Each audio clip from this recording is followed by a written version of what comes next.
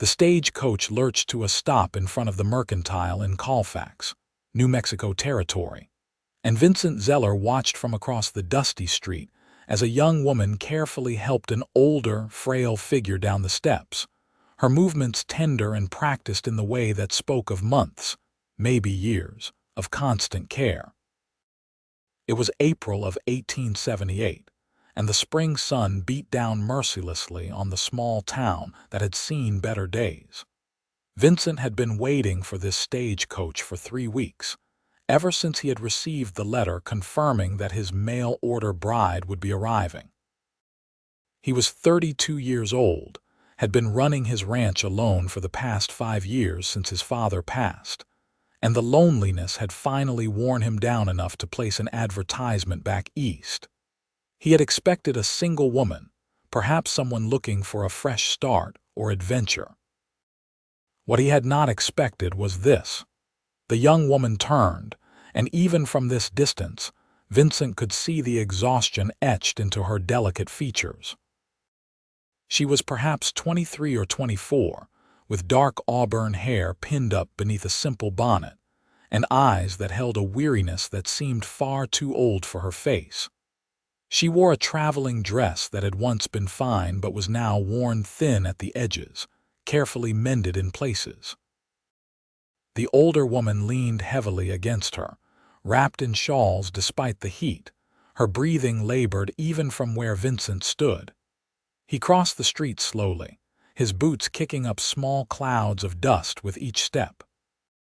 As he approached, the young woman looked up at him, and he saw her eyes widen slightly. There was fear there, he realized, fear and desperate hope all mixed together in a way that made his chest tighten. "Mr. Zeller?" she asked, her voice soft but clear, with the refined accent of someone who had been educated back east. "That would be me," Vincent said, removing his hat. "And you must be Eleanor Roth." "I am," she said, and then hesitated, her hand tightening on the older woman's arm. "I need to explain something, Mr. Zeller. In my letters, I did not mention that my mother would be coming with me. I should have, and I am deeply sorry for the deception. If you want to send us back, I will understand completely. I have a small amount of money saved, enough for passage, though it might take me some time to arrange." The older woman began to cough then, a terrible, rattling sound that seemed to shake her entire frame. Eleanor turned immediately, supporting her mother with both arms now, murmuring soft reassurances. Vincent watched as several people on the street turned to stare, their expressions ranging from curiosity to pity to something harder that he did not like. "How long has she been ill?" Vincent asked quietly. Eleanor looked up at him, and he saw tears threatening at the corners of her eyes. "Consumption. The doctors back in Philadelphia gave her 6 months. That was 4 months ago. The journey here has been very hard on her. I thought perhaps the drier air might help, but I fear it may have made things worse." She drew in a shaky breath. "I am so sorry. I know this is not what you agreed to. I know it is not fair to you." Vincent looked at the older woman, really looked at her. She could not have been more than 50, but the illness had ravaged her, making her seem ancient. Her eyes, when they met his, held a terrible sadness and something else, a fierce protectiveness as she looked at her daughter. He thought of his own mother, who had died when he was 16, of fever that had swept through the territory. He thought of how his father had held her hand through those final days, never leaving her side. He thought of the big house on his ranch, empty except for him, echoing with silence. "How far is your ranch, Mr. Zeller?" the older woman asked, her voice barely above a whisper. "About 8 miles west of here, Mrs. Roth," Vincent said. "I will not make it 8 miles, she said simply. "Perhaps it would be better if Eleanor and I found a room here in town.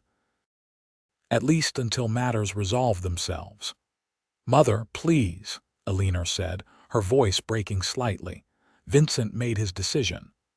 "My ranch has a good house, solid walls, and a soft bed. The air is clean, and there is a view of the mountains that is about the prettiest thing you will ever see. If your time is short, Mrs. Roth, then you should pass in comfort, not in some cramped room above a saloon." He looked directly at Eleanor. "Both of you will come with me. We will sort out the rest later." Eleanor stared at him, her eyes filling with tears. "You would do that for a stranger?" "My mother always said that the measure of a man is how he treats those who can do nothing for him," Vincent said. "Besides, I have the space, and it seems to me that you could both use some kindness right about now." The older woman reached out with a trembling hand and touched his arm. "Bless you," she whispered. Vincent went to retrieve his wagon, which he had left at the livery stable. It was a sturdy buckboard, and he had lined the back with fresh hay and blankets in preparation for bringing supplies back to the ranch. Now he arranged the blankets to make a comfortable place for Mrs. Roth to lie down during the journey. Eleanor watched him work, her expression unreadable. "I can help," she offered. "I have got it," Vincent said, then softened his tone. "You have been taking care of your mother through that whole journey. Let someone take care of things for you for a change." They loaded what few belongings the two women had, which fit into 2 battered trunks and a carpet bag. Vincent noticed that despite their worn appearance, everything was meticulously cared for, mended and cleaned to the best of Eleanor's ability. He helped Mrs. Roth into the back of the wagon, and she lay down with a sigh of relief. Eleanor climbed up onto the seat beside him. As they rolled out of Colfax, Vincent was acutely aware of the woman beside him. She sat straight back despite what must have been bone-deep exhaustion, her hands folded in her lap. Every few minutes, she would turn to check on her mother, her expression filled with worry. "How long have you been caring for her alone?" Vincent asked after they had gone about a mile. Eleanor was quiet for a moment. "My father passed 2 years ago. He was a clerk, and we lived comfortably enough, but there was very little money when he died. My mother took in sewing to make ends meet, but then she became ill. I tried to work, but I also needed to care for her, and it became impossible to manage both. We fell behind on rent." She paused, her voice dropping. "I saw your advertisement in the newspaper. It seemed like the answer to a prayer. The West, with its dry air and a chance at a new life. I told myself that perhaps out here, away from the damp and the cold of Philadelphia, my mother might recover. I know now that I was fooling myself." "Hope is not foolish," Vincent said. "It is what keeps us going when everything else says to give up." They rode in silence for a while, the only sounds the creaking of the wagon wheels and the steady clip-clop of the horses' hooves. The landscape around them was stark and beautiful, all red earth and scrub brush, with the mountains rising in the distance like ancient sentinels. Vincent watched as Eleanor took it all in, her eyes wide. "It is so different from home," she said softly. "So much space, so much sky." "Does it frighten you?" "A little," she admitted. "But it is beautiful too, wild and free in a way that the city never was." They reached the ranch as the sun was beginning to sink toward the horizon, painting the sky in shades of orange and gold. The house was a solid adobe structure with a wooden porch that wrapped around the front and side. There was a barn, a corral with several horses, and various other outbuildings. It was not grand, but it was well maintained, and Vincent felt a sudden surge of pride as he watched Eleanor take it in. "It is wonderful," she said, and he could hear the genuine surprise in her voice. He helped her down from the wagon and then very carefully lifted Mrs. Roth from the back. The older woman was so light, it frightened him. He carried her into the house and to the main bedroom, which had been his parents' room. He had not used it since his father died, keeping to the smaller room that had been his as a boy. Eleanor followed, her eyes taking in the simple but comfortable furnishings. There was a large bed with a thick mattress, a dresser, a washstand, and a rocking chair by the window that looked out over the mountains. Vincent laid Mrs. Roth on the bed as gently as he could. "I will get some water heating for washing," he said, "and I will make something for supper. You just tend to your mother, Mr. Zeller," Eleanor said, and he turned back. "Thank you. I know I have said it before, but I need you to understand how much this means, how much you have already done for us." Vincent felt heat rise to his face. He was not used to such direct gratitude. "It is the right thing to do," he said simply, and left the room. In the kitchen, he built up the fire in the stove and set water to boil. Then he went about preparing a simple meal of salt pork, beans, and cornbread. It was plain fare, but it was hot and filling. As he worked, he found himself thinking about the woman in the other room, trying to reconcile what he had imagined his mail-order bride would be like with the reality of Eleanor Roth. He had expected someone practical, perhaps plain, someone who wanted security more than romance. Instead, he had found a woman with haunted eyes and more courage than most men he knew. She had traveled across the country with a dying mother, knowing that she was heading into an uncertain situation, all in the desperate hope of making things better. When the food was ready, he knocked softly on the bedroom door. Eleanor opened it, and he could see that she had removed her traveling dress and put on a simple house dress. Her hair was still pinned up, but a few strands had escaped, framing her face in a way that made her look younger and more vulnerable. "How is she?" Vincent asked, resting. "The journey exhausted her, but I think she is more comfortable now than she has been in weeks." Eleanor smiled slightly. "She said the bed is the most comfortable thing she has felt since she was a girl. I am glad. I brought some supper. You need to eat. I should stay with her. She is sleeping, and you will be no good to her if you collapse from hunger. Come eat. I will listen for her, and you can leave the door open if it makes you feel better." Eleanor hesitated, then nodded. She followed him to the kitchen, and they sat at the simple wooden table. Vincent watched as she took her first bite and saw the way her eyes closed briefly in appreciation. "This is delicious," she said. "It is just beans and cornbread. After weeks of eating whatever we could afford at stage stops, it is a feast." She took another bite, then looked at him. "I should tell you about myself, about why I answered your advertisement. You do not owe me explanations." "I think I do. You have been nothing but kind, and you deserve to know what situation you have gotten yourself into." She set down her fork. "I am 24 years old. I can read and write, and I had 2 years of finishing school before my father died. I can sew, cook reasonably well, though not as well as I should, manage a household and keep accounts. I am healthy and strong despite how I must look right now. I have been told I am pleasant to look at, though I have never much cared about such things." She met his eyes. "I answered your advertisement because I needed to get my mother away from Philadelphia before she died in a cold tenement room with rats in the walls. I told myself it was for her health, but really, I just could not bear the thought of her dying like that. She deserved better." Vincent was quiet for a moment, turning over her words. "I am 32 years old. I have been running this ranch since my father passed 5 years ago. Before that, we ran it together. I can be hard-headed and stubborn, and I am not much for talking. I am used to my own company, which means I am probably set in my ways.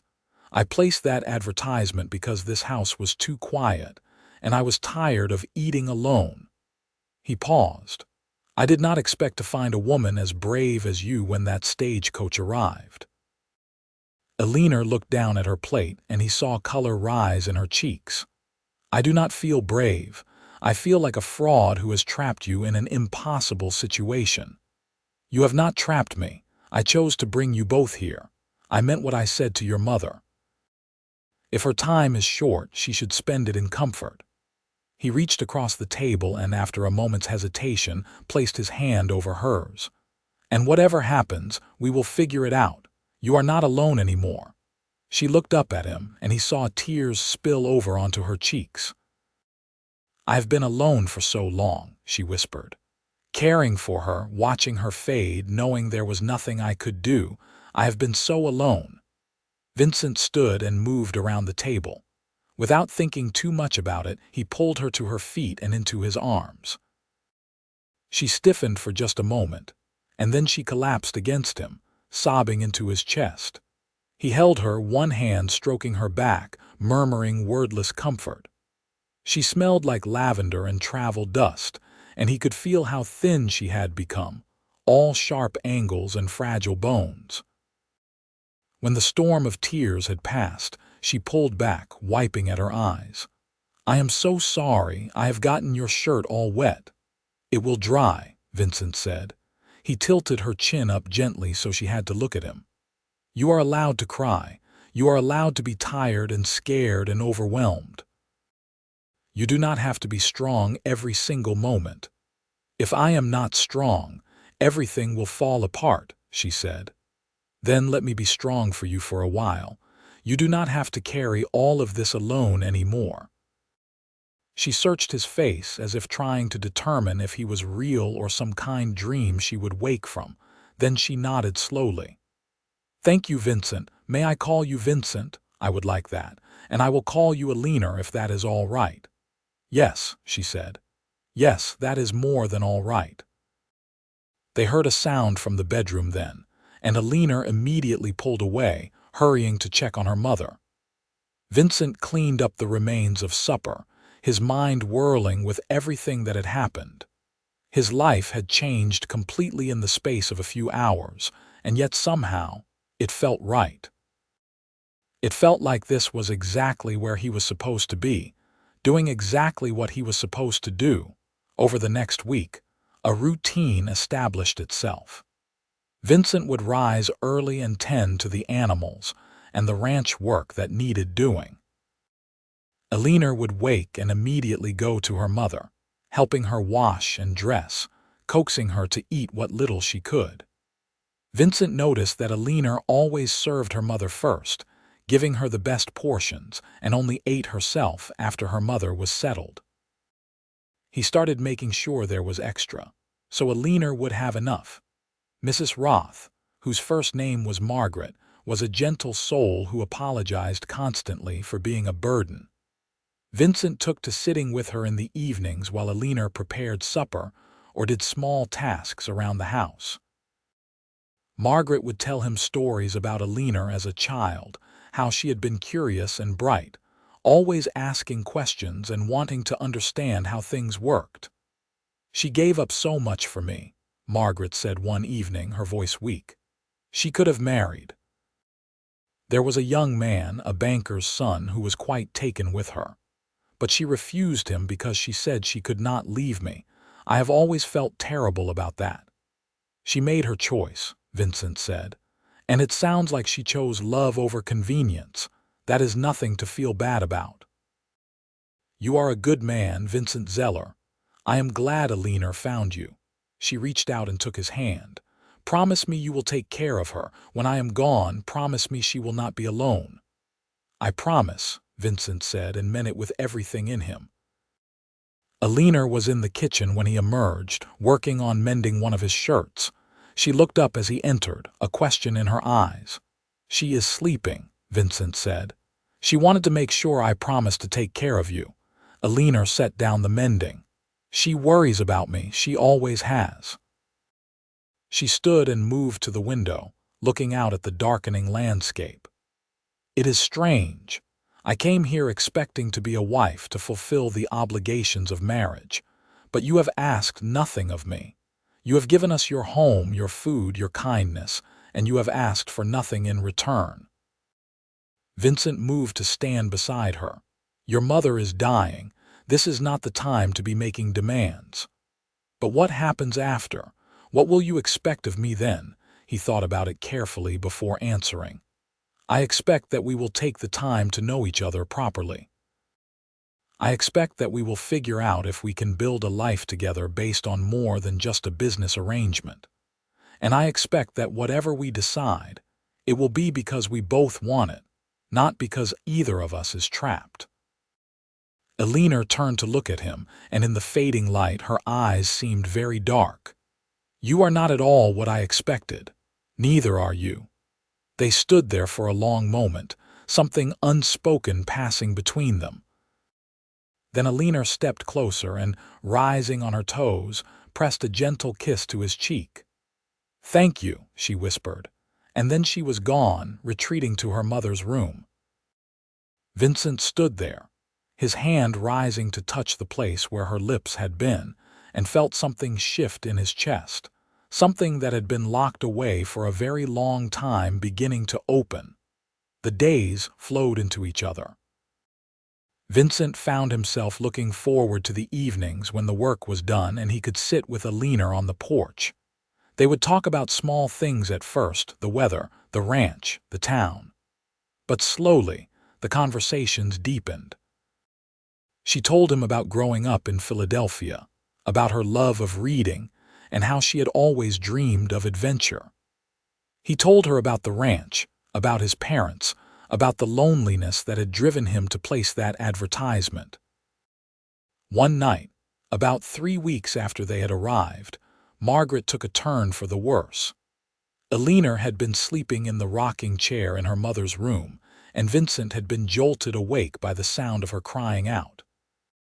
He had rushed to the room to find Eleanor holding her mother's hand, trying to calm her as she struggled to breathe. "Get the doctor," Eleanor said, her voice tight with fear. "It would take hours to ride to town and back," Vincent said. "I do not think we have hours." Eleanor looked at him, and he saw the truth of it in her eyes, the knowledge that this was it, the moment she had been dreading. "I cannot lose her," she whispered. "I am not ready." Vincent moved to the other side of the bed and took Margaret's other hand. "You are not alone," he said to Eleanor. "Whatever happens, you are not alone." They sat like that through the night, each holding one of Margaret's hands, talking to her softly, telling her it was all right to let go. As dawn began to break, painting the room in soft shades of rose and gold, Margaret opened her eyes. She looked first at Eleanor, then at Vincent, and smiled. "My beautiful girl," she whispered. "My brave, beautiful girl, do not mourn for me. I am ready. I am so ready." She turned her eyes to Vincent. "Take care of her, love her. She deserves to be loved." "I will," Vincent said. Margaret closed her eyes, and her breathing grew slower, softer. Eleanor was crying, silent tears streaming down her face. Vincent found his own eyes burning. And then, as the sun crested the horizon, flooding the room with light, Margaret drew one last breath and was still. Eleanor let out a sound like nothing Vincent had ever heard, a keening wail of pure grief. She threw herself across her mother's body, sobbing. Vincent moved around the bed and gathered her into his arms, pulling her away gently, holding her as she fell apart. She clung to him and he held her, one hand cradling her head against his chest, the other around her waist, grounding her. "I have got you," he murmured. "I have got you, Eleanor. You are not alone." They buried Margaret on a hill overlooking the ranch, with a view of the mountains she had said were so beautiful. Vincent had ridden into town and brought back the preacher, a kind old man named Reverend Thomas, and a few supplies. They held a simple service, just the three of them, and Vincent read from the Bible while Eleanor stood dry-eyed and silent. All her tears spent, after the preacher left, Eleanor stood by the grave for a long time. Vincent waited, leaning against the fence of the corral, giving her space. When she finally turned and walked back down the hill, she looked older somehow, as if she had aged years in the span of hours. "I do not know what to do now," she said as she reached him. "For 2 years, every moment of every day has been about taking care of her. Now she is gone and I have no purpose." "Your purpose is to live," Vincent said, "to take the life she wanted for you and make something beautiful of it." Eleanor looked at him, really looked at him. "Why are you so good to me? I have brought you nothing but trouble and grief." Vincent reached out and cupped her face in his hand, his thumb brushing away a tear she did not seem to know she had shed.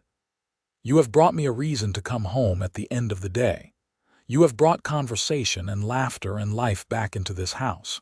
You have brought hope." He paused, searching for the right words. "And I think if you stay, if you give us a chance, you might bring love." She caught her breath.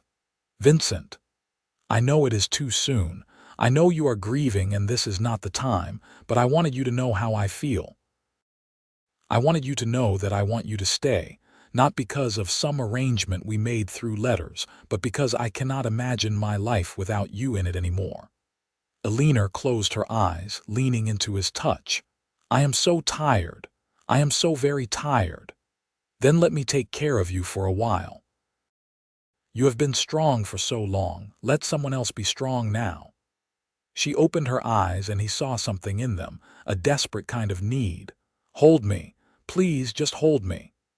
Vincent pulled her into his arms and she wrapped hers around his waist, pressing her face against his chest. They stood like that as the sun climbed higher in the sky, two people clinging to each other against the vastness of grief and loss and loneliness. In the days that followed, Vincent watched Eleanor carefully. She moved through the house like a ghost, doing tasks mechanically, her eyes distant. She barely ate, barely slept. He tried to coax her to rest, to eat, but she would just give him a thin smile and change the subject. A week after the funeral, he found her in the barn late at night. She was sitting in the hay, her arms wrapped around her knees, staring at nothing. He sat down beside her without a word. "I feel so empty," she said after a long silence. "Like something has been carved out of me and there is just this hollow space left behind." "Grief does that," Vincent said. "It takes up all the space inside you until there is no room for anything else." "How long does it last?" "I do not know. It is different for everyone. When my mother died, I thought I would never feel anything but that hollowness again. But slowly, bit by bit, other things started to creep back in. Little joys, small pleasures. The grief is still there, but it made room for other things too." Eleanor turned to look at him. "What helped you? Time, and having someone who understood.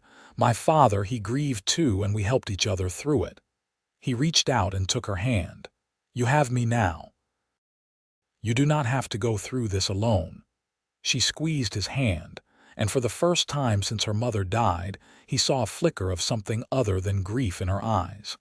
"I do not deserve you." "Yes, you do. You deserve every good thing in this world, Eleanor Roth." She leaned against him, resting her head on his shoulder. "I think I would like to stay. If the offer is still open, I would like to try to build a life here with you." Vincent felt his heart leap. "The offer is still very much open, but I want you to be sure. I want you to be choosing this because it is what you want, not because you feel you have nowhere else to go." "I want this," Eleanor said, and her voice was stronger now. "I want to try. I want to see if what I feel for you is real, if it can grow into something lasting." "What do you feel for me?" Vincent asked, hardly daring to breathe. She lifted her head and looked at him. "I feel safe with you. I feel seen in a way I have never felt before. And I think maybe I am beginning to feel something more, something that could become love given time." Vincent leaned down and pressed a gentle kiss to her forehead. "Then we will give it time, as much as you need." Eleanor smiled, and it was a real smile, small but genuine. "Thank you." They sat together in the barn until the night grew cold, and then Vincent walked her back to the house. At the door to the bedroom that had been her mother's and was now hers, they paused. "Good night, Eleanor," Vincent said. "Good night, Vincent." She hesitated, then rose on her toes and kissed his cheek, letting her lips linger there for just a moment longer than before. "Thank you for being patient with me." "Always," he said. As spring turned to summer, Eleanor began to bloom. Color returned to her cheeks and her eyes lost some of that haunted quality. She threw herself into managing the house, cooking proper meals, tending a small garden she had planted near the house. Vincent had offered to help, but she had insisted she wanted to do it herself, that she needed to feel useful. She also began to help around the ranch. She learned to milk the cow, to gather eggs from the chickens, to help with the horses. Vincent taught her to ride, and she took to it with enthusiasm, clearly delighted by the freedom it offered. They would often ride out together in the evenings, exploring the land around the ranch, and Vincent showed her all his favorite places. One evening, they were sitting by a small creek about a mile from the house, watching the sun set. Eleanor had taken off her boots and was dangling her feet in the water, her skirts hiked up to her knees. Vincent tried very hard not to stare at her exposed calves, but it was difficult. "I received a letter from my aunt in Philadelphia," Eleanor said. "She heard about Mother passing and wrote to offer her condolences. She also said that if I wanted to return, I could come live with her." Vincent felt his stomach drop. "Do you want to return?" Eleanor looked at him, and there was something soft in her expression. "No, I want to stay here. This is my home now." She paused. "But I think, if we are going to make this official, if I am going to truly stay, then perhaps we should get married properly. We should do it right, not just have it be some arrangement on paper. Are you proposing to me, Eleanor Roth?" Vincent asked, a smile tugging at his lips. She laughed, and the sound was like music. "I suppose I am, unless you want to be traditional and ask me yourself." Vincent stood and moved to kneel in the shallow water beside her. He took her hand in his. "Eleanor Roth, I know we came together under strange circumstances. I know this is not a traditional courtship, but these past months with you have been the happiest I can remember. You have brought light and laughter and purpose back into my life. I admire your strength, your kindness, your courage. And I have fallen completely and utterly in love with you." He brought her hand to his lips and kissed her knuckles. "Will you marry me? Not because of some arrangement, but because I love you and I want to spend the rest of my life making you happy." Eleanor's eyes filled with tears, but they were happy tears this time. "Yes," she said. "Yes, Vincent, I will marry you because I love you too. Somewhere between your kindness to my mother and your patience with my grief and these evenings spent talking and riding and just being together, I fell in love with you, and I want nothing more than to be your wife."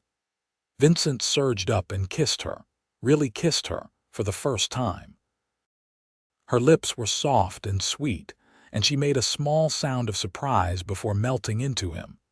His hands came up to frame her face, and hers fisted in his shirt, pulling him closer. The kiss went on, years of loneliness and months of growing affection pouring into it. When they finally broke apart, both breathless, Eleanor laughed. "I have been wanting you to do that for weeks now." "I was trying to be respectful," Vincent said. "Well, you have been respectful enough. From now on, you can kiss me whenever you like."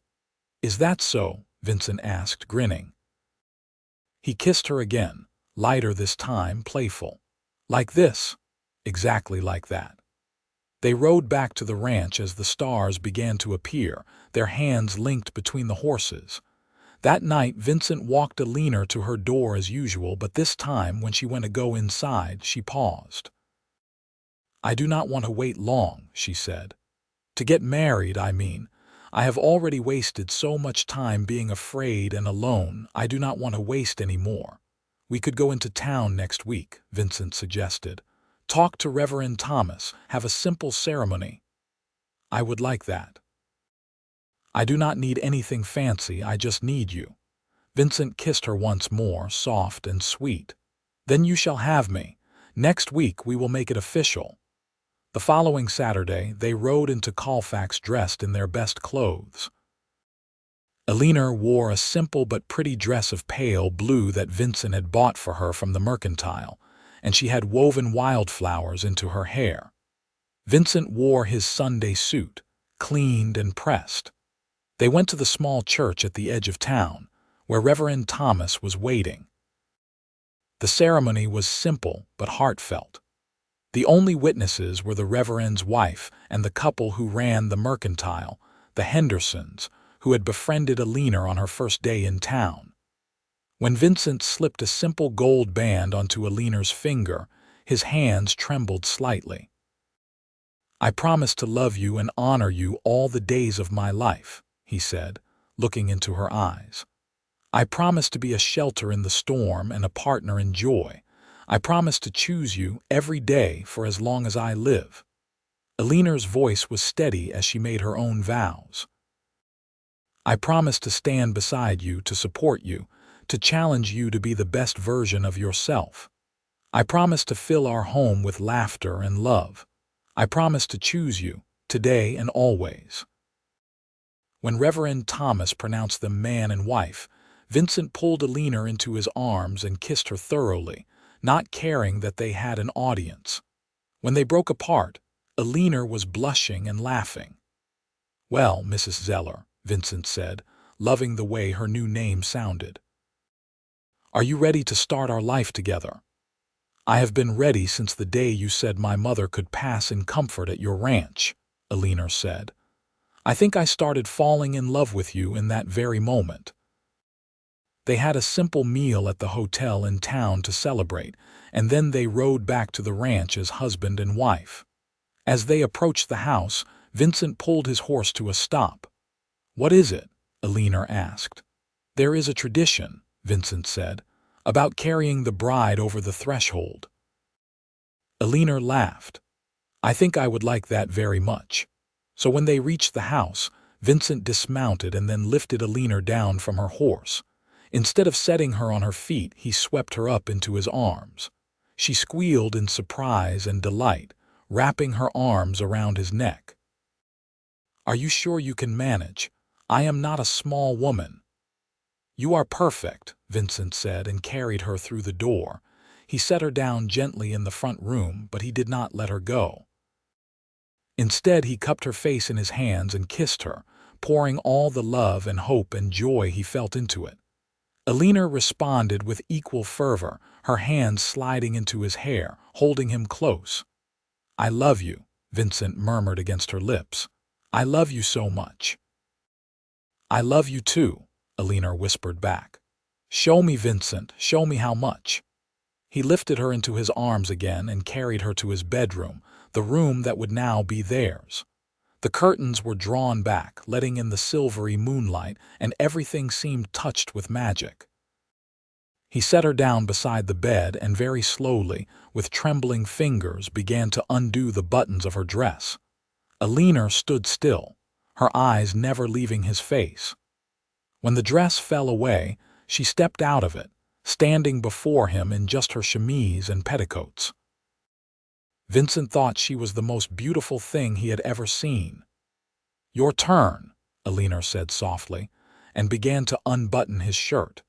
They undressed each other slowly, reverently, taking the time to learn each new revelation of skin, to memorize every curve and line. When they finally came together, it was with a tenderness and passion that left them both breathless and shaking. Afterward, they lay tangled together, Eleanor's head resting on Vincent's chest, his hand stroking her hair. The window was open, letting in the cool night air and the sound of crickets singing. "I never thought I could be this happy," Eleanor said softly. "After everything, all the pain and loss, I never thought I would feel this kind of joy." Vincent kissed the top of her head. "I know what you mean. I had resigned myself to a life alone. I thought that was just my lot. But then you stepped off that stagecoach and everything changed." Eleanor propped herself up on her elbow to look at him. "Do you ever regret it? Taking us in, dealing with everything that came with it?" "Not for a single moment," Vincent said firmly. "Every moment, good and bad, led us here. I would not change any of it." Eleanor smiled and leaned down to kiss him. "I am so glad I answered your advertisement." "So am I," Vincent said, pulling her closer. "So am I." They fell asleep wrapped in each other's arms, and for the first time in years, neither of them felt alone. The summer passed in a haze of happiness. Eleanor threw herself into making the ranch house a true home, adding little touches here and there. She sewed new curtains for the windows, planted flowers around the porch, and filled the rooms with the smells of baking bread and simmering stews. Vincent found himself hurrying through his work each day, eager to return to the house and to his wife. They fell into an easy partnership. Eleanor proved to be a capable ranch hand, helping with the horses and cattle. She had a way with the animals that surprised Vincent, a gentle patience that they responded to. In turn, Vincent helped her with the heavier household tasks, chopping wood and hauling water, making repairs around the house. But it was the quiet moments that Vincent treasured most. The evenings spent on the porch, watching the sun set while they talked about their days. The mornings waking up with Eleanor in his arms. The stolen kisses in the barn, the laughter over shared meals, the way she would sometimes just stop what she was doing to hug him, as if she needed to reassure herself that he was real. One afternoon in late August, Eleanor came running out to where Vincent was mending a fence, her face flushed with excitement. "Vincent, come quickly. I have something to show you." He dropped his tools and followed her to the garden, where she pointed proudly at the neat rows of vegetables. "Look, the tomatoes are finally ripe, and the beans and the squash. Everything is growing so well." Vincent laughed at her enthusiasm. "You have done an amazing job. We will eat well this winter thanks to your hard work." Eleanor beamed at him. "I have never grown anything before." In Philadelphia, we did not have space for a garden. I cannot tell you how satisfying it is to see something I planted with my own hands grow and thrive. "It is a good feeling," Vincent agreed. He pulled her close and kissed her forehead. "You are a natural at this life." "I love it here," Eleanor said, looking around at the ranch, the mountains in the distance, the endless sky. "I love this place, this life, and most of all, I love you." Vincent's heart swelled. Even after months of marriage, hearing her say those words never got old. "I love you too. More than I ever thought possible to love another person." They stood there in the garden, holding each other, until the lengthening shadows reminded them that there were still chores to be done before nightfall. In September, they made the journey into Colfax for supplies and to attend church, something they had taken to doing monthly. Eleanor had become friendly with several of the women in town, particularly Sarah Henderson, the mercantile owner's wife, and Martha Thomas, the preacher's wife. While Vincent conducted his business, Eleanor would often spend time visiting with them, and he could see how much she valued those female friendships. On this particular trip, Vincent noticed Eleanor was quieter than usual on the ride home. She seemed lost in thought, a small smile playing at her lips. "Is everything all right?" he asked. Eleanor looked at him and her smile widened. "I am pregnant." Vincent nearly dropped the reins. "What? Are you certain?" I spoke with Martha Thomas. "She has had 7 children, so she knows the signs. And I have missed my monthly courses twice now, and I have been feeling sick in the mornings." Eleanor's eyes were bright with happiness and a touch of fear. "We are going to have a baby, Vincent." Vincent pulled the wagon to a stop and turned to his wife. "A baby," he repeated, as if trying to make the words make sense. Then suddenly, joy crashed over him like a wave. He laughed, loud and exuberant, and pulled Eleanor into his arms. "We are going to have a baby." Eleanor laughed too, though tears were streaming down her face. "Are you happy, truly? Happy?" "Eleanor, I am beyond happy. I am ecstatic." He pulled back to look at her, placing his hand gently on her still flat stomach. "There is a baby in there, our baby." "Our baby," Eleanor repeated, covering his hand with hers. "Oh, Vincent, I hope I will be a good mother. I am terrified I will not know what to do." "You will be an amazing mother," Vincent said firmly. You are kind and patient and loving. Our child will be so lucky to have you." He kissed her softly. "And I will be right there beside you, figuring it out together." The journey home passed in a blur of plans and dreams. They talked about names, about how they would need to set up a nursery, about all the changes that would come. Vincent found himself filled with a sense of purpose he had never experienced before. He was going to be a father. He was going to have a family. Over the following months, Vincent watched in wonder as Eleanor's body changed, her belly swelling with their child. He was constantly amazed by her strength and grace, as she continued to work around the ranch even as pregnancy made it more difficult. He tried to get her to rest more, but she would just laugh and tell him that women had been having babies and working for all of human history, and she was not about to stop now. Winter came, and Vincent made sure the house was warm and well stocked. He would not risk Eleanor or the baby being cold or going without. He chopped extra wood, laid in extra supplies, and made sure everything was in perfect order. On a cold night in late February of 1879, Eleanor woke him with a hand on his shoulder. "Vincent, it is time." He was up in an instant, his heart pounding. They had planned for this. Martha Thomas had agreed to come help with the birth, and Vincent rode into town through the darkness to fetch her. The older woman had clearly been expecting the summons, for she was dressed and ready with her bag of supplies. The ride back to the ranch seemed to take forever, though it was probably no more than an hour. When they arrived, Vincent led Martha to the bedroom where Eleanor was pacing, her hands pressed to her lower back. "How far apart are the pains?" Martha asked calmly. "About 10 minutes, Eleanor said, breathing through another contraction. She reached for Vincent's hand, gripping it tightly. "I am glad you are back." "I am not going anywhere," Vincent said. Martha smiled at them both. "Mr. Zeller, you may want to wait outside. This could take a while." "No," Eleanor said firmly. "I want him here. I need him here." Martha raised her eyebrows but nodded. "All right then. But you will do as I say, and if I tell you to leave, you leave." "Understood," Vincent nodded. He would have agreed to anything if it meant staying with Eleanor. The labor was long and difficult. As the hours passed and Eleanor's pain increased, Vincent felt helpless. He held her hand, wiped her face with cool cloths, supported her as she walked around the room trying to ease the contractions.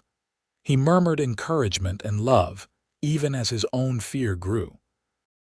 "I cannot do this," Eleanor gasped at one point, tears streaming down her face.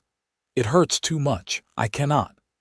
"Yes, you can," Vincent said, gripping her hands and forcing her to look at him. "You are the strongest person I know. You crossed a continent with a dying mother. You buried her and kept going. You can do this. I know you can." "Stay with me," Eleanor pleaded. "Always," Vincent promised. "I am right here. I am not leaving." As dawn broke, painting the room in shades of pink and gold, Martha said, "It is time. The baby is coming." "On the next pane, I need you to push, Eleanor." What followed was the most intense experience of Vincent's life. He watched his wife fight with everything she had, her face red and streaked with sweat and tears, her hand crushing his. And then, suddenly, the room was filled with the sound of a baby crying. "It is a boy," Martha announced, holding up the squalling infant. "You have a son." Eleanor collapsed back against the pillows, laughing and crying at the same time. Martha quickly cleaned the baby and wrapped him in a soft blanket, then placed him in Eleanor's arms. Vincent moved to sit on the edge of the bed, his arm around his wife, looking down at the tiny person they had created. The baby had a shock of dark hair and was red-faced from crying, his little fists waving in the air. As they watched, he opened his eyes and Vincent felt his breath catch. His son. This was his son. "Hello, little one," Eleanor whispered, touching the baby's cheek. "Hello, my sweet boy." "I am your mama." "And I am your papa," Vincent said, his voice rough with emotion. He leaned down and kissed Eleanor's temple. "You did it. You were magnificent." "We did it," Eleanor corrected. She looked up at him, her eyes shining with love and exhaustion. "What should we name him?" They had discussed names over the months, but now, looking at their son, Vincent knew. "What about Matthew? It means gift of God, and that is what he is." "A gift," Eleanor smiled. "Matthew Zeller, it is perfect." Martha had been bustling around, cleaning up and seeing to Eleanor's needs. Now she came over and smiled down at the little family. "You did wonderfully, Eleanor, and you too, Mr. Zeller. Not many men could handle staying for a birth." She touched the baby's head gently. "He is a beautiful boy, strong and healthy. You are blessed."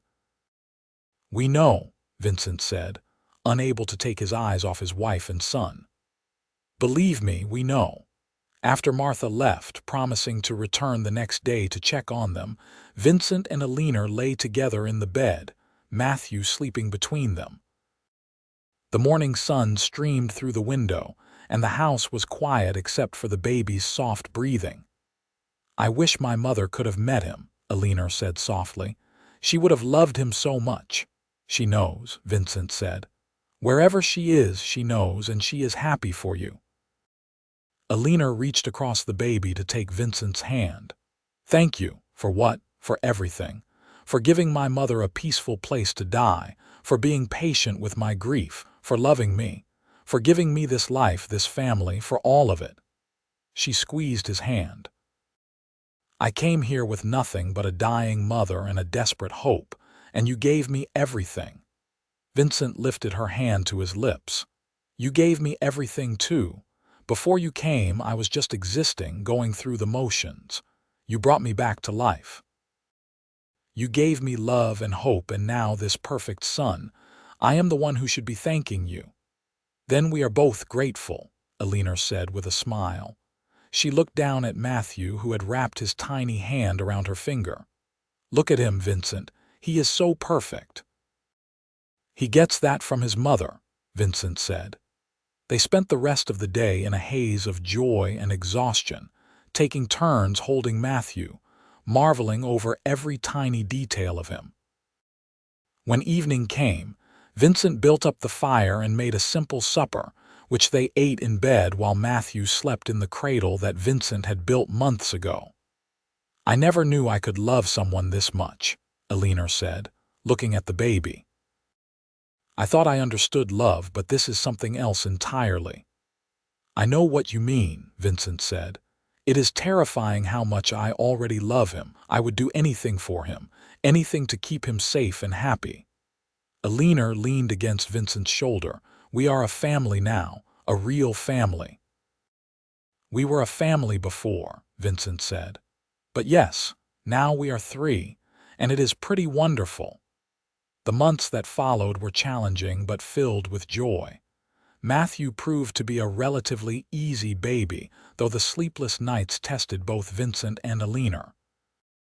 They took turns walking with him when he was fussy, and Vincent found that singing to his son in the middle of the night was surprisingly soothing for both of them. Eleanor was a natural mother, as Vincent had known she would be. She nursed Matthew and cared for him with a fierce devotion that reminded Vincent of how she had cared for her own mother. But there was joy in it now, delight in watching her son grow and change rather than the grief of watching someone fade. As spring returned to New Mexico, bringing with it the first-year anniversary of their meeting, Vincent and Eleanor stood on the porch together, Matthew in his mother's arms. The baby was cooing happily, reaching for the wind chimes that Eleanor had hung from the porch roof. "A year ago today, I stepped off that stagecoach, terrified and desperate," Eleanor said. "I had no idea what I was walking into. I just knew I needed help. And I was standing across the street, wondering if I had made a terrible mistake," Vincent admitted. "I was so nervous. What if we could not stand each other? What if the whole thing was a disaster?" Eleanor laughed. "Instead, you got a dying mother-in-law and a grief-stricken bride." "I got the love of my life," Vincent corrected. "I got a partner, a wife, and eventually this little fellow." He touched Matthew's soft hair. "Best decision I ever made." "Mine too," Eleanor said. She leaned up and kissed him soft and sweet. "I love you, Vincent Zeller." "I love you too, Eleanor Zeller, and I always will." They stood there watching the sunset, their son between them, and Vincent thought about how much had changed in just 1 year. He thought about Margaret, who had passed in comfort just as he had promised, surrounded by love. He thought about Eleanor, who had arrived broken and afraid and had bloomed into a confident, joyful woman. And he thought about himself, who had been so lonely that he had resorted to placing an advertisement for a wife, and who now had more love in his life than he had ever dreamed possible. Time continued its steady march forward. Matthew grew from a baby into a toddler, taking his first steps in the front yard while both his parents cheered. He was a happy child, curious and adventurous, and Vincent found infinite joy in watching him discover the world. Eleanor proved to be a patient teacher, showing their son the names of flowers and birds, reading to him from the small collection of books they had. When Matthew was 2 years old, Eleanor told Vincent that she was pregnant again. This time, the news was met with excited anticipation rather than surprised joy. They knew what to expect, were ready for the challenges and rewards of another child. Their second son was born on a warm day in September of 1881, an easier birth than Matthew's had been. They named him Samuel, and he had his mother's coloring, with auburn hair and dark eyes. Matthew was fascinated by his baby brother, wanting to help with everything, and Vincent and Eleanor often found themselves exhausted but deeply happy as they managed 2 small children and the ranch. One evening, when Samuel was about 6 months old, Vincent and Eleanor were sitting on the porch after putting the boys to bed. The night was cool and clear, the stars brilliant overhead. "You remember what you said to my mother?" Eleanor asked. "That first day when we arrived in Colfax." "I remember," Vincent said. "I told her she should pass in comfort. You could have turned us away. You would have been well within your rights. I had deceived you, not telling you about her in my letters. Most men would have sent us right back on that stagecoach." "I have never been good at turning away people in need," Vincent said. "And something in me knew even then that you were meant to be here, that this was right." Eleanor took his hand. "Those words changed my life. They gave my mother peace in her final days, and they gave me you. Everything good in my life now stems from that moment when you said yes, when you offered us your home and your kindness. And you gave me a life worth living," Vincent said. "Before you came, I was just going through the motions, waiting for something without knowing what I was waiting for. You brought meaning and purpose and love. We saved each other," Eleanor said softly. "We did," Vincent agreed. He pulled her closer and they sat there in comfortable silence, listening to the night sounds, content in the life they had built together. As the years passed, the ranch prospered. Vincent proved to be a skilled rancher, and with Eleanor's support and partnership, they were able to expand, purchasing more land and increasing their herd. They hired help as needed, but they kept the operation manageable, not wanting to sacrifice their family time for the sake of profits. Matthew and Samuel grew into fine boys. Matthew had his father's quiet strength and his mother's kindness. Samuel was more adventurous, always exploring and getting into mischief, but with such charm that it was hard to stay angry with him for long. Both boys adored their parents and were being raised with the same values of hard work, compassion, and integrity that Vincent and Eleanor prized. In 1884, Eleanor gave birth to a daughter. They named her Margaret, after Eleanor's mother, and Vincent thought his wife had never been more beautiful than she was when she held their baby girl for the first time, tears of joy streaming down her face. She has my mother's eyes, Eleanor whispered. The same shade of blue. Then she will see the world with kindness, Vincent said, just as her grandmother and her mother do. Margaret proved to be a spirited child, keeping her brothers and parents on their toes. She was the apple of Vincent's eye, and everyone teased him about being wrapped around her little finger. He did not deny it. There was something special about his daughter, something that made his heart swell every time she ran to him calling Papa. One Sunday, in the summer of 1886, the family made their monthly trip into Colfax for church and supplies. As they drove down the main street in their wagon, Vincent was struck by how much the town had grown since that day in 1878, when he had waited for the stagecoach that would bring Eleanor into his life. There were more buildings now, more people, signs of progress and prosperity. After church, while Eleanor visited with her friends and the children played with other families, Vincent found himself standing in front of the mercantile, looking at the spot where he had first seen his wife stepping down from the stagecoach, exhausted and afraid, supporting her dying mother. "That is where my life really began," he said aloud. "Talking to yourself, Mr. Zeller?" Sarah Henderson asked, coming up behind him with a smile. "That is a sign of old age, you know," Vincent laughed. "Just remembering. It was right here that I first saw Eleanor 8 years ago. Hard to believe so much time has passed. She was so thin and frightened that day," Sarah said, "and her poor mother so frail. You did a wonderful thing taking them in like you did. Not many men would have."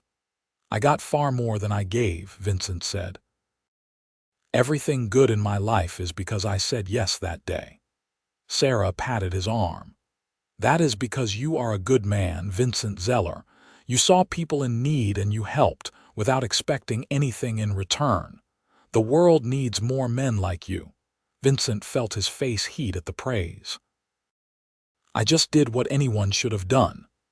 "But most would not have," Sarah said gently. "That is what makes it special." That evening, back at the ranch after the children were in bed, Vincent found Eleanor in their bedroom, brushing out her long hair.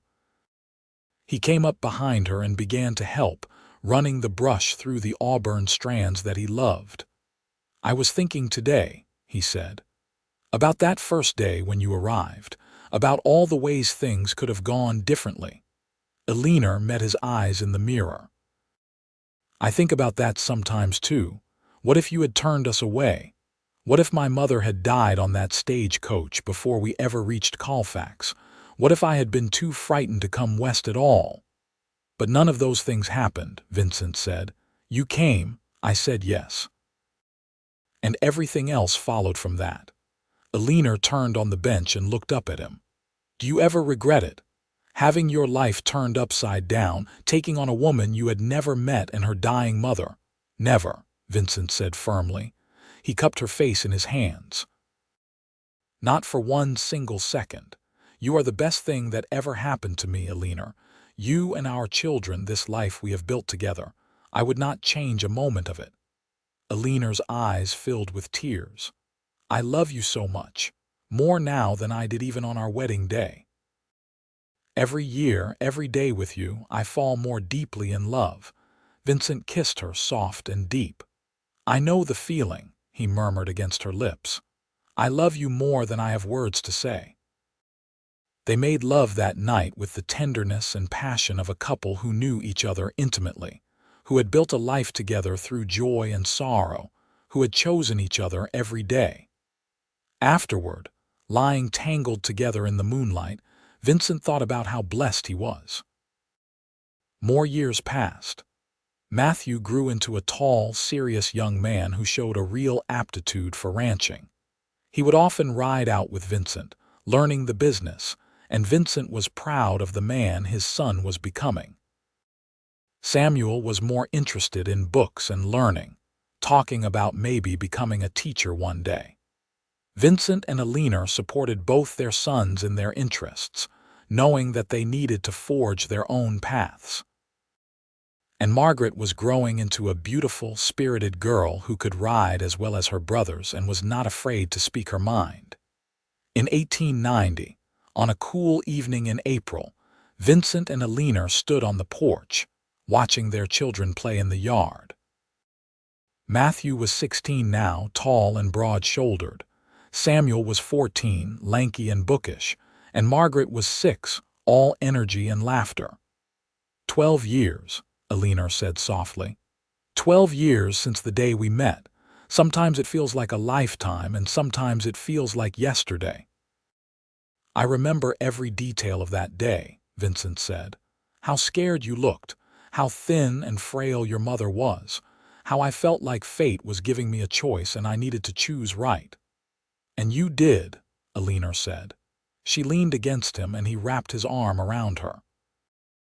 You gave my mother the peaceful death she deserved. You gave me a home and a family and a love I had never dared to hope for. You gave our children a wonderful life. We did that together, Vincent said. Every step of the way we have been partners. This life, this family, it is ours. Both of us built it. Eleanor turned to look at him, and in the fading light she was just as beautiful to him as she had been that first day. I am so grateful I answered your advertisement. I am so grateful you did not turn us away. I am so grateful for every single day I have had with you. Vincent kissed her forehead. And I am grateful you took a chance on a lonely rancher in the middle of nowhere. I am grateful you stayed, even when your mother passed and you could have left. I am grateful you chose me. I will always choose you, Eleanor said. In every life, in every moment, I will always choose you. They stood there as the sun set, painting the sky in brilliant shades of orange and red and purple. Their children's laughter filled the air, and from the barn came the sound of the horses settling for the night. Everything was peaceful. Everything was right. And Vincent thought about that day 12 years ago when he had stood across the street from the mercantile, watching a young woman help her dying mother down from a stage coach. He thought about how his whole life had changed in that moment, how everything good and beautiful had flowed from the simple decision to offer kindness to strangers in need. She will pass in comfort here, he had said, not knowing that those words would be the beginning of his own happiness. Eleanor had brought him love, she had brought him purpose, she had brought him a family and a future, and all he had done was offer her a safe place to land when she needed it most. Thank you, he said suddenly. Eleanor looked up at him, surprised. For what? For choosing me, for staying. For building this life with me, for loving me, he smiled. For stepping off that stagecoach and into my life. Eleanor's eyes filled with tears, but she was smiling. Thank you for being the kind of man who says yes when someone needs help. Thank you for your kindness, your patience, your love. Thank you for being you. They kissed as the last rays of sun disappeared below the horizon, their children's voices a happy chorus in the background. And as the stars began to appear overhead, Vincent thought about how lucky he was, how blessed, to have found his other half in the most unlikely of circumstances. He had placed an advertisement looking for a wife, a simple, practical solution to loneliness. Instead, he had found true love, deep and abiding and transformative. He had found a partner who made him a better man, who challenged him and supported him and stood beside him through everything. He had found the mother of his children, the keeper of his heart, the person he wanted to share every sunrise and sunset with for the rest of his life. The years continued to roll by like the seasons. In 1895, Matthew married a sweet girl named Anna from a neighboring ranch, and in 1896, they gave Vincent and Eleanor their first grandchild, a boy they named Jacob. Vincent was astounded by how much love he had for this tiny person, how being a grandfather opened up new depths of emotion he had not known existed. Samuel went off to college in Santa Fe to study teaching, the first in their family to pursue higher education. Vincent and Eleanor were immensely proud of him, though they missed him terribly when he was gone. He would come home for holidays and summers, full of stories and ideas, and the house would be loud and lively again. Margaret grew into a beautiful young woman who could hold her own with any cowboy on the ranch. She had inherited her mother's intelligence and her father's quiet strength, and Vincent knew that whatever path she chose in life, she would be successful. On a spring evening in 1898, exactly 20 years after Eleanor had arrived in Colfax, Vincent suggested they take a ride together, just the two of them. The children were grown or nearly so, and they did not get as much time alone as they once had. Eleanor agreed eagerly, and they saddled up and rode out to the creek where Vincent had proposed all those years ago. They dismounted and sat on the bank, their boots off and their feet in the cool water, just as they had done 2 decades earlier. Eleanor leaned against Vincent's shoulder and he wrapped his arm around her, pulling her close. 20 years, Eleanor said softly. How is it possible that it has been 20 years? I do not know, Vincent said. Some days it feels like we have been together forever. Other days, I look at you and I am transported back to that moment when I first saw you, and it feels like no time has passed at all. Do I look very different to you? Eleanor asked. I have more gray hair now and wrinkles around my eyes. Vincent turned her face to his. You are even more beautiful now than you were then. Every year with you has only made you more precious to me. Every gray hair, every wrinkle, they are proof of the life we have lived together. I treasure every one of them. Eleanor's eyes filled with tears. How do you always know exactly what to say? I just tell you the truth, Vincent said. He kissed her softly. I love you, Eleanor Zeller. I have loved you for 20 years, and I will love you for 20 more and 20 more after that and beyond. I love you too, Eleanor whispered. So very much. You gave me everything I never knew I needed. You gave me a home and a family. You gave me a reason to keep going when I thought I had lost everything. You saved me, Vincent. And you saved me, Vincent said, from loneliness and isolation, from a half-life of just existing. You brought joy and meaning and love. We saved each other. They sat there as the sun set, watching the sky change colors, listening to the water bubble over the rocks. And Vincent thought about the journey they had taken together, from that first meeting in Colfax to this moment, right here, right now. It had not always been easy. There had been hard times, difficult seasons, losses and griefs. But through it all they had stood together, faced everything as partners, and the love between them had only grown stronger, deeper, more resilient. You remember what you said to my mother? Eleanor asked. That first day, I told her she would pass in comfort at my ranch, Vincent said. Those words changed everything, Eleanor said. If you had turned us away, if you had not had the compassion and courage to offer help to strangers, my entire life would have been different. I do not know where I would be now, but I know it would not be here in your arms, having lived this beautiful life. Vincent held her tighter. I am so grateful I said yes. I am so grateful for every moment that led to you being here with me. They rode back to the ranch as the stars came out, their hands linked between the horses, just as they had been on their wedding night. When they arrived home, they found their house full. Matthew and Anna had come for dinner with baby Jacob, now 2 years old and full of mischief. Samuel was home from college for the weekend. Margaret had made a special meal to celebrate her parents' anniversary. The evening was filled with laughter and love, with the noise and chaos of family. Vincent sat at the head of the table, Eleanor at the other end, and he looked at the faces gathered around them. His sons, strong and good men. His daughter, bright and capable. His daughter-in-law, sweet and kind. His grandson, full of life and joy. This was his legacy, the family he and Eleanor had created together. After dinner, after the children and grandchildren had left or gone to bed, Vincent and Eleanor stood on their porch, looking out at the land they had built their life on. The moon was full, bathing everything in silver light. "I could not have imagined this," Eleanor said. 20 years ago, when I stepped off that stagecoach, so scared and so desperate, I could not have imagined that my life would turn out like this, that I would be this happy, this blessed." "Neither could I," Vincent admitted. "I hoped for companionship, maybe friendship. I never dreamed I would find true love, would build a family like this." Eleanor turned to him. "Promise me something, anything. Promise me we will grow old together.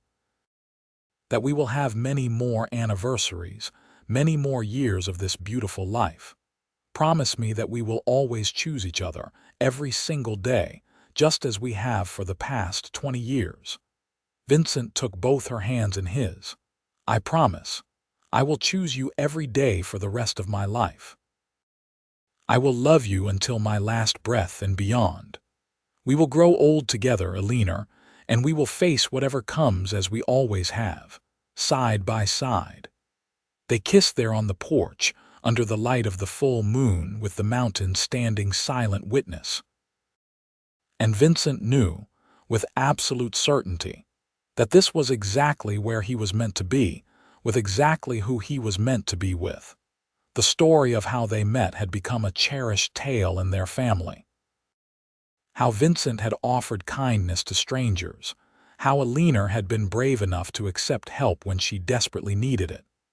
How love had grown in the most unlikely circumstances, transforming two lonely people into a family, a legacy, a love story that would be told for generations. And it had all started with a simple act of compassion, with words that had seemed so small at the time but had changed everything. "She will pass in comfort here." Those words had opened the door to a lifetime of love, and Vincent would never stop being grateful that he had the wisdom and the courage to speak them. As they went inside, hand in hand, ready to end another perfect day together, Vincent looked back once more at the land spread out before them, at the home they had built, the life they had created. And he smiled, his heart full to overflowing with gratitude and love. This was his life. This was his family. This was his love story, and it was more beautiful than anything he could have ever imagined. The end.